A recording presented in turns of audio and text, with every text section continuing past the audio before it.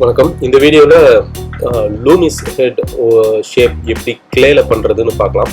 அதை பார்க்குறதுக்கு முன்னாடி இந்த வீடியோ பார்த்தீங்கன்னா தெரியும், அதை நான் வச்சு ஸ்டடி பண்ணதுக்கப்புறம் செஞ்ச போர்ட்ரேட் இது.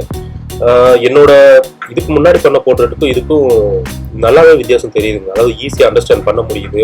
ஒரு மிஸ்டேக் இருந்தாலும் ஏன் அப்படின்றது கிளியராக தெரியுது. இந்த இடத்துல இந்த லைன் தான் யூஸ் பண்ணணும், இந்த இடம் இவ்வளோ தான் இருக்கும். அந்த ஒன்றுக்கு ஒன்று கம்பேர் பண்ணுறதுக்கெல்லாம் ரொம்ப ஈஸியாக இருக்குங்க.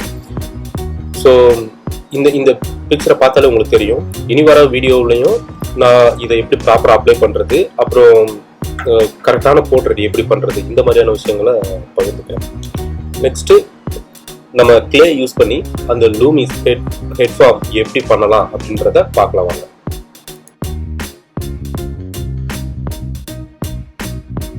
கிளே எடுத்துக்கிறேன். நான் நார்மல் கிளே தான், இது கிட்ஸ் யூஸ் பண்ணுற மாடர்ன் கிளே. இதில் ஒரு என்ன பிரச்சனைனா, இது ட்ரை ஆகாது. இன்கேஸ் ஏதாவது ஒரு ஆப்ஜெக்ட் மேலே விழுந்ததுன்னா ஷேப் மாறிடும். ஸோ மோஸ்ட்லி இந்த மாதிரியான ஸ்டடீஸ்க்கு நீங்கள் ஏர் ட்ரை கிளே, குயிக்காக ட்ரை ஆகிற அந்த மாதிரியான கிளே யூஸ் பண்ணிக்கிறது பெஸ்ட்டு. என்கிட்ட வேறு கிளே இங்கே அவைலபிள் இல்லை, அதனால நான் யூஸ் பண்ணுறேன். ஃபஸ்ட்டு கிளே எடுத்ததுக்கப்புறம் பால் மாதிரி ரோல் பண்ணிக்கிறேன். ஃபஸ்ட்டு ஒரு பால் ஷேப் பண்ணிக்கலாம். நெக்ஸ்ட்டு கட்டர் யூஸ் பண்ணி இதில் சென்டர் லைன் மேக் பண்ணணும். இந்த சென்டர் லைன் நீங்கள் வரைகிறப்போ எவ்வளோ அக்யூரேட்டாக உங்களால் பண்ண முடியுமோ அந்த அளவுக்கு பண்ணிக்கோங்க. ரொம்ப டைம் எடுத்தே பண்ணுங்கள், பொறுமையாக பண்ணுங்கள். அடுத்து இப்போ நம்ம என்ன பண்ண போகிறோம்னா, நம்ம தலையில் 2 பக்கம் இருக்கிற, அதாவது காதை ஒட்டி இருக்கிற 2 பக்கம் அந்த பார்ட்டை, அந்த ஷேப்பை கட் பண்ணி ரிமூவ் பண்ண போகிறோம். ஏன்னா நம்மளோட தலை ஃபுல்லாக ஒரு உருண்டை ஷேப்பில் இருக்காது, கொஞ்சமாக கட் பண்ணி எடுத்த மாதிரி தான் இருக்கும். ஸோ இதை கட் பண்ணி எடுக்கிறப்போ ஒரு மெஷர்மெண்ட் நம்ம மைண்டில் வச்சுக்கணும். பேக் சைடு அகலமாகவும் ஃப்ரண்ட்டில் சின்னதாகவும் இருக்குங்க. ஸோ இந்த ரெஃபரன்ஸ் பிக்சரில் பார்த்தீங்கன்னா தெரியும், இந்த மாதிரி டைரெக்ஷனில் நீங்கள் கட் பண்ணி எடுக்கணும். நீங்கள் ஃபஸ்ட்டு கட் பண்ண உடனே பார்த்தீங்கன்னா பேக் சைடு அவ்வளோ வைடாக உங்களுக்கு ஃபீல் ஆகாது. அதனால என்ன பண்ணுறோம்னா, கொஞ்சம் கிளே எடுத்து நம்ம அந்த பேக் சைடு இருக்கிற பார்ட்டை எக்ஸ்டெண்ட் பண்ணுறதுக்காக கொஞ்சம் அந்த பேக் சைடில் மட்டும் புதுசாக கொஞ்சம் கிளே ஒட்டிக்கலாம். ஒட்டி அதை மேட்ச் பண்ணி ஃபிக்ஸ் பண்ணிக்கோங்க. ஒட்டி முடிச்சதுக்கப்புறம் செக் பண்ணிக்கோங்க, 4 பக்கமும் சென்டர் லைன் கரெக்டாக டிவைட் பண்ணியிருக்கீங்களா, ஃப்ரண்ட்டில், பேக்கில், டாப்பில், எல்லா இடத்துலையும்.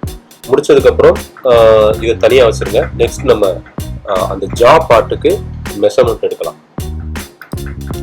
ஸோ ஜா பார்ட் கிரியேட் பண்ணுறதுக்கு நான் ஃபஸ்ட்டு என்ன பண்ணுறேன்னா, ஒரு கொஞ்சமாக கிளே எடுத்து அதை ஃப்ளாட்டன் பண்ணிவிட்டு அதில் அந்த நார்மல் ஜா எப்படி இருக்குமோ அதுக்கேற்ற மாதிரி கட் பண்ணி ரிமூவ் பண்ணி எடுத்துக்கிறேன்.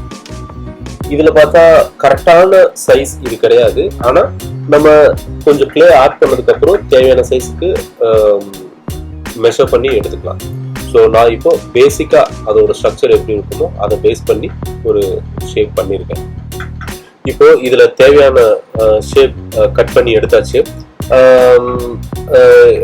இப்போ நம்ம நெக்ஸ்ட் பண்ண வேண்டியது என்னன்னு பார்த்தீங்கன்னா, நம்மளோட அந்த கன்னத்து போன் இருந்து நாடி வரைக்கும் இருக்கிற அந்த ஜா ஃபுல் பார்ட் ஒரு ஸ்லைஸ் பண்ணி எடுக்கணுங்க.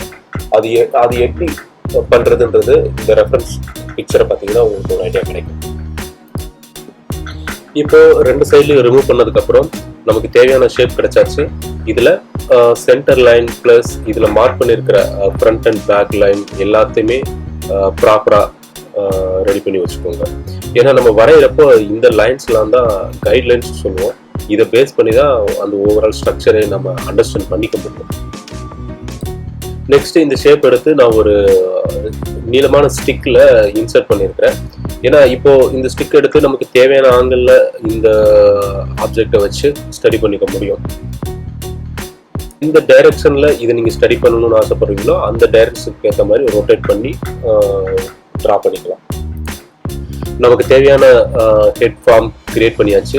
இனி இதை டிஃப்ரெண்ட் லொக்கேஷன்ஸில் வச்சு, அதாவது நம்ம ஐ லெவலுக்கு மேலே, ஐ லெவல் கீழே, அந்த மாதிரி டிஃப்ரெண்ட் பிளேசஸில் வச்சு ரொட்டேட் பண்ணி ஸ்டடி பண்ணி பாருங்கள்.